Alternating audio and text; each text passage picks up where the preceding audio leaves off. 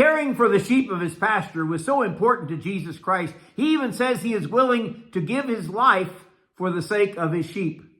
Good morning. This is Pastor Ernie Lewis of the Blue Point Church in Sisseton, Illinois, with your thoughts for Friday. You know, the chances are great that Jesus used examples and object lessons from the region where he ministered in order to teach some great truths to his followers.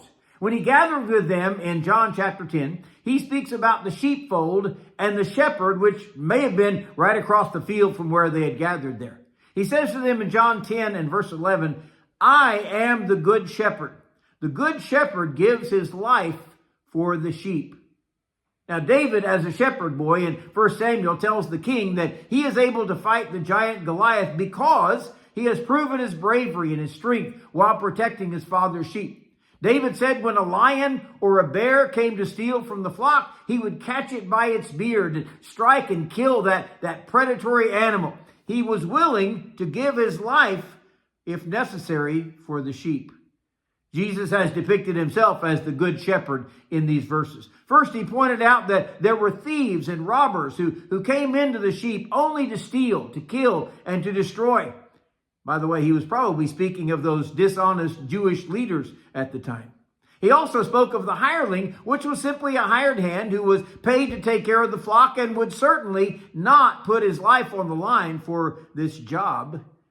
But Jesus told them that the good shepherd gives his life for the sheep, not only putting himself in harm's way to protect the flock, but as the good shepherd, Jesus was willing to sacrifice his own life to pay for the sins of every man on this earth.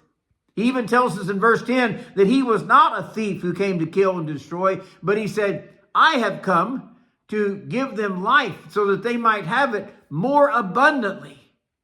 These believers needed some relief from all the angles in their life. First, they had been oppressed by religious leaders who would place such burdens and rules upon the people that they couldn't even keep themselves.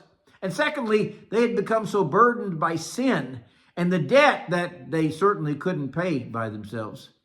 So Jesus looked down upon the sheepfold from his home in heaven and said, "I must go and give my life for the sheep." You know, David describes his shepherd in Psalm 23 as the one who provides every need, so we will never want in this world. The one who lets us rest in green pastures and beside those still waters. The shepherd who cares so abundantly for the sheep that he even restores our soul, refreshing our inner man. And even when we walk through the valley of the shadow of death, which may seem like a place where dangers loom large, we don't have to fear because of his presence. His rod and his staff, they're used to correct as well as to comfort the sheep of this fold. He even says, "He anoints my head with oil and my cup runs over." He brings such abundant blessings. And if we are willing to trust in this good shepherd, surely his goodness and his mercy will be experienced in our lives every day. And we can go to dwell in God's house forever and ever under the safety of the good shepherd.